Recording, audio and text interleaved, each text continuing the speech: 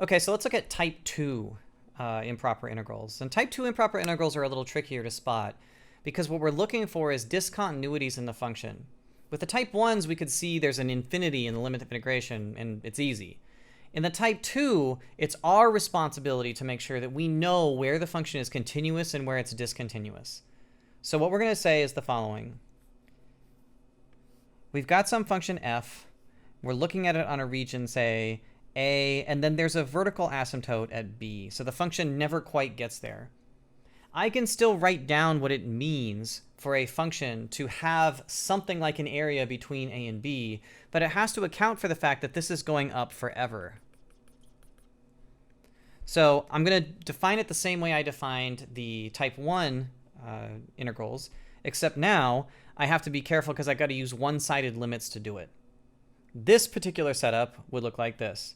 The integral from a to b of f of x dx, where f has an asymptote at x is equal to b, well, that means I can't use the fundamental theorem of calculus because b is not in the domain of the function.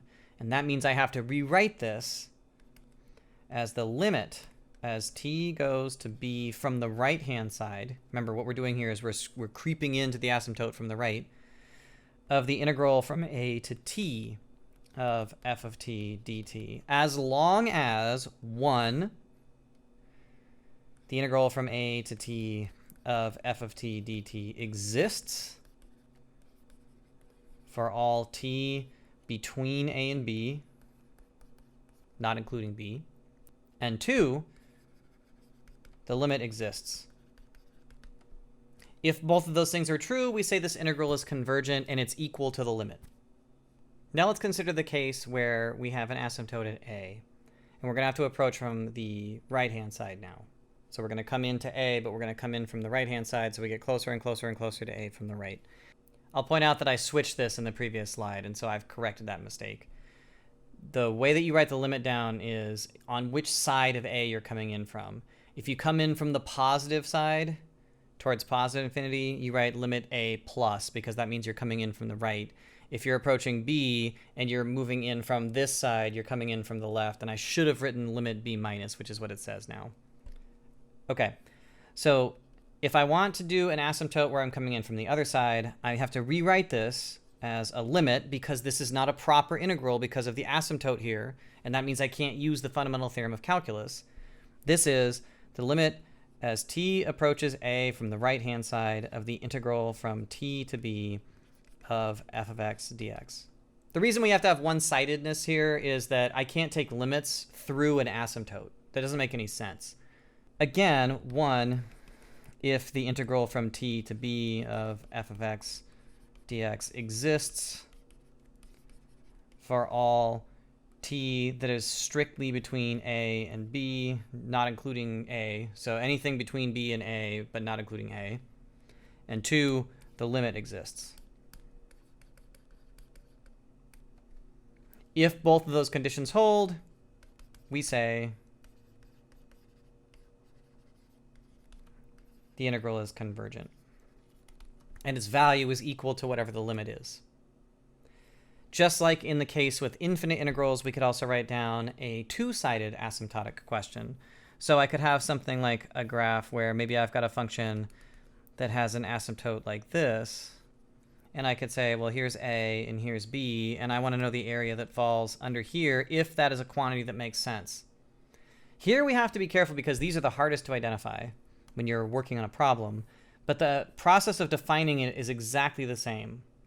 What we're going to do is we're going to say the integral from a to b of f of x in this case is just equal to the two improper integrals, the integral from a to c, which is the location of the asymptote, plus the integral from c to b of f of x dx. And interpreting these as limits, like usual, this is really the limit as t approaches c from the right-hand side, or the left-hand side, of the integral from a to t of f of x dx, plus a separate limit. This can't be computed simultaneously. A separate limit that is the limit as s approaches c from the right-hand side of the integral from s to b of f of x dx. And if both of those limits exist, then this integral makes sense, and this area makes sense. But each piece has to make sense independently, and they both have to be finite. You don't get to play games here where this is infinity and this is in minus infinity, and so somehow they cancel each other out. Although I will point out that there's an entire field of mathematics dedicated to making things like that make sense. So when you take complex analysis, you'll see a way of defining what it means for an integral to make sense, where the two sides are infinite but opposite. So let's look at some examples of this type. So in this integral, what we're looking at is a function that has a bad spot in its domain. I can't put 2 into this function because if I did, I would be dividing by 0, and that's bad. But notice I've also used 2 as one of my limits of integration. And so this integral is actually improper. So what does it mean to write this down? Well, since f isn't defined at x is equal to 2, the fact that it's an improper integral means that immediately I have to rewrite it as a limit. And now we can use the fundamental theorem of calculus on this part, and we'll see if the limit makes sense after I do that computation. So this limit turns out to be, well, the integral of 1 over the square root of x minus 2 is the square root of x minus 2 times 2. And so all of this turns into 2 root 3 minus 2 times the square root of t minus 2. And this has a limit as t goes to 2 from the right stuck onto it. But this is 0 as t goes towards 2. And so that means this entire thing is 2 root 3. And so this integral is convergent. Now one of the trickier ones. What if you looked at an integral from 0 to 3 of 1 over x minus 1? Naively, without checking anything at all, you might use the fundamental theorem of calculus. And so you might say to yourself, oh, well, this is easy because the integral of 1 over x minus 1 is just the natural log of x minus 1 in absolute value. And that will be evaluated from 0 to 3. And you put those numbers in, and you end up with the natural log of 2 minus the natural log of the absolute value of negative 1, which is just the natural log of 2, because the natural log of the absolute value of negative 1 is the natural log of 1, which is 0. You happily circle your answer, and you wander off to the next question on the test, wondering, how on earth did my professor give me a problem that was so easy? The problem is you weren't allowed to do any of this, because this function has an asymptote at x is equal to 1, and I just integrated right through it. I'm not allowed to do that. I cannot use the fundamental theorem of calculus in this case because there's an asymptote at x is equal to 1. That means immediately what I have to do is I have to rewrite this integral as 2 limits because the asymptote is right in the middle of this interval from 0 to 3. If you write the function down, it's obvious why this went wrong. So if you graph this, what you're going to end up with is this asymptote at 1. There's a branch of it up here that goes from 1 to 3. And then there's this branch of it down here that you did between 0 and 1. And in order for that area to make sense, you have to treat both of these infinite areas separately. 2 different limits need to be computed for this to make sense. And both of those limits have to exist for this integral to exist. This is obviously tricky because it means it's incumbent on you to figure out, was this even a legal integral to start with? So how do we do it? This integral must be equal to the integral from 0 to 1 of 1 over x minus 1 dx plus the integral from 1 to 3 of 1 over x minus 1 dx. Because I can't integrate this, I've got to split it up into these 2 limits. And that means that I have to first start by picking one of these and thinking of it not as an integral, but as a limit. So if you compute this,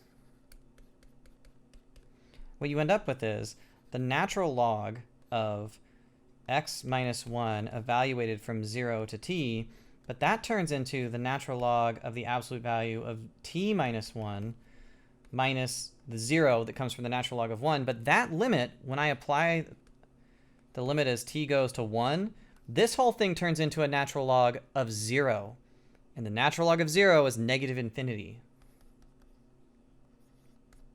So this integral is infinite. This integral, which is really secretly a limit, does not have a finite limit. And that means that this was divergent, and that means that this was divergent. So you have to be careful when you're working with these, because it is very easy to make this mistake and think, I know how to do that. That's great. I can't believe my wonderful math professor gave me such an easy question to work on. Improper integrals must be identified and treated as limits. Okay, so what have we learned here? We've learned two types of improper integrals. The type 1 types that look like the integral from a to infinity of f of x dx, which we immediately reinterpret as a limit so that we can use the fundamental theorem of calculus. And the type 2s, which are functions where we have asymptotes, the integral from a to b of f of x dx, which is equal to the limit as t goes to b from the left-hand side of the integral from a to t of f of x dx. So this was be a function that looks like this, where there's an asymptote at b. So this is what we learned. Everything else in here is standard integration technique. The new thing here, the novelty, is this gives us a way to integrate when there are asymptotes involved, whether those asymptotes are horizontal asymptotes or vertical. Okay, so go practice. I'll talk to you later.